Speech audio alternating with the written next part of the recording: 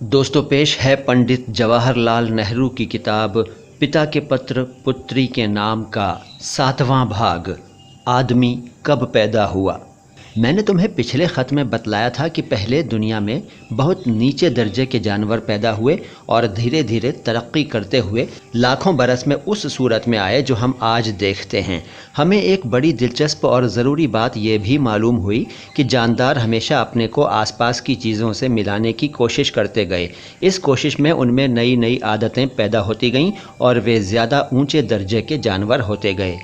हमें ये तब्दीली या तरक्की कई तरह दिखाई देती है। इसकी मिसाल ये है कि शुरू में जानवरों में हड्डियां न थीं, लेकिन हड्डियों के बगैर वे बहुत दिनों तक जीते न रह सकते थे, इसलिए उनमें हड्डियां पैदा हो गईं। सबसे पहले रीढ़ की हड्डी पैदा हुई। इस तरह दो किस्म के जानवर हो गए, हड्डी वाले और बेहड्डी वाले। जिन आदमियों या जानवरों को तुम देखती हो वे सब हड्डी वाले हैं। एक मिसाल और लो, नीचे दर्जे के जानवरों में मछलियाँ अंडे देकर उन्हें छोड़ देती हैं। वे एक साथ हज़ारों अंडे देती हैं, लेकिन उनकी बिल्कुल परवाह नहीं करती। माँ बच्चों की बिल्कुल ख़बर नहीं लेती, वो अंडों को छोड़ देती है और उनके पास कभी नहीं आती। इन अंडों की हिफाजत तो कोई करता नहीं, इसलिए ज़्यादातर मर जाते हैं। बहुत थोड़े से अंडों से मछलियाँ निकलती हैं, कितनी जानें बर्बाद जाती हैं। लेकिन ऊंचे दर्जे के जानवरों को देखो तो मालूम होगा कि उनके अंडे या बच्चे कम होते हैं, लेकिन वे उनकी खूब हिफाजत करते हैं। मुर्गी भी अंडे देती है, लेकिन वो उन पर बैठती है और उन्हें सेती है। जब बच्चे निकल आते हैं तो वो कई दिन तक उन्हें चुगाती है। जब बच्चे बड़े हो जाते हैं तब माँ उनकी फ़िक्र छोड़ देती है। इन जानवरों में और उन जानवरों में जो बच्चे को दूध पिलाते हैं बड़ा फ़र्क है।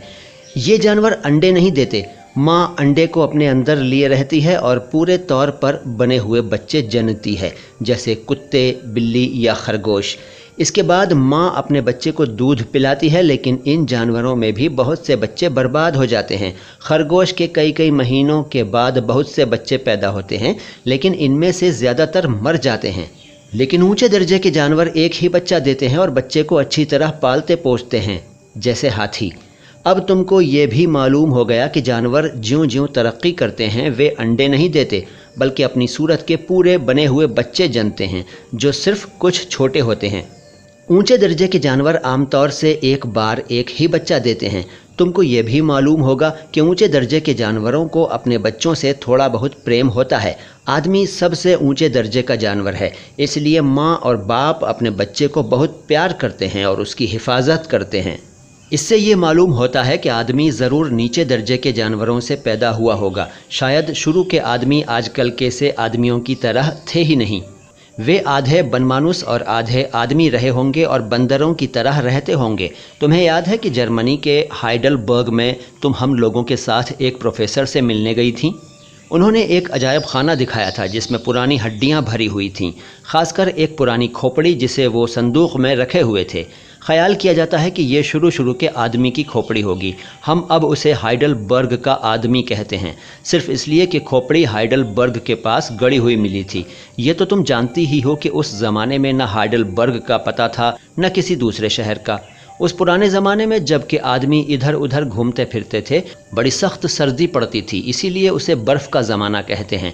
बर्फ़ के बड़े बड़े पहाड़ जैसे आजकल उत्तरी ध्रुव के पास हैं, इंग्लैंड और जर्मनी तक बहते चले आते थे। आदमियों को रहना बहुत मुश्किल होता होगा और उन्हें बड़ी तकलीफ़ से दिन काटने पड़ते होंगे। वे नहीं रह सकते होंगे जहाँ बर्फ़ के पहाड़ न हों। वैज्ञानिक लोगों ने लिखा है कि उस ज़माने में भूमध्य सागर न था, बल्कि वहाँ एक या दो झीलें थीं। लाल सागर भी न था, ये सब ज़मीन थी।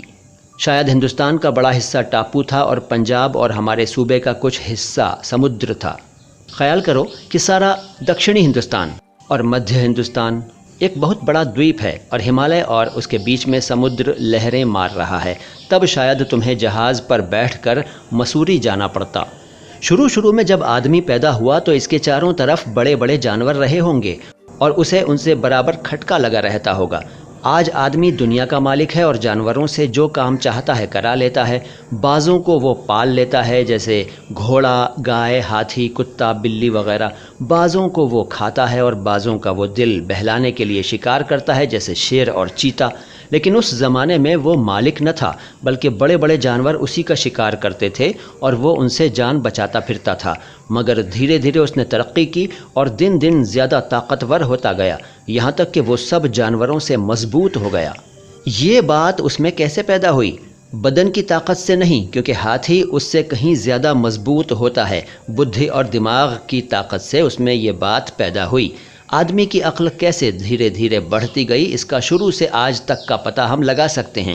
سچ تو یہ ہے کہ بدھی ہی آدمیوں کو اور جانوروں سے الگ کر دیتی ہے۔ بنا سمجھ کے آدمی اور جانور میں کوئی فرق نہیں ہے۔ پہلی چیز جس کا آدمی نے پتہ لگایا وہ شاید آگ تھی۔ آج کل ہم دیا سلائی سے آگ جلاتے ہیں، لیکن دیا سلائیاں تو ابھی حال میں بنی ہیں۔ پرانے زمانے میں آگ بنانے کا یہ طریقہ تھا کہ 2 چکمک پتھروں کو رگڑتے تھے، یہاں تک کہ چنگاری نکل آتی تھی اور اس چنگاری سے سوکھی گھاس یا کسی دوسری سوکھی چیز میں آگ لگ جاتی تھی۔ جنگلوں میں کبھی کبھی پتھروں کی رگڑ یا کسی دوسری چیز کی رگڑ سے آپ ہی آپ آگ لگ جاتی ہے۔ جانوروں میں اتنی عقل کہاں تھی کہ اس سے کوئی مطلب کی بات سوچتے، لیکن آدمی زیادہ ہوشیار تھا۔ اس نے آگ کے فائدے دیکھے۔ یہ جاڑوں میں اسے گرم رکھتی تھی اور بڑے بڑے جانوروں کو جو اس کے دشمن تھے بھگا دیتی تھی۔ اس لیے جب کبھی آگ لگ جاتی تھی تو مرد اور عورت اس میں سوکھی پتیاں پھینک پھینک کر اسے جلائے رکھنے کی کوشش کرتے ہوں گے۔ دھیرے دھیرے انہیں معلوم ہو گیا ہوگا کہ وہ چکمک پتھروں کو رگڑ کر خود آگ پیدا کر سکتے ہیں۔ ان کے لیے یہ بڑے مارکے کی بات تھی، کیونکہ اس نے انہیں دوسرے جانوروں سے طاقتور بنا دیا۔ آدمی کو دنیا کے مالک بننے کا راستہ مل گیا۔ دوستو، اس سے آگے کی باتیں اگلی ملاقاتوں میں ہوں گی۔ میں معین شمسی ہوں، یہ چینل ہے نو بکواس باتیں خاص۔ اگر آپ نے اس چینل کو سبسکرائب نہیں کیا ہے تو سبسکرائب کر لیجئے، بیل آئیکن پریس کر کے آل کا آپشن لے لیجئے تاکہ آپ کو ہمارے آنے والے ویڈیوز کے نوٹیفیکیشنز فوراً مل جایا کریں۔ Thank you.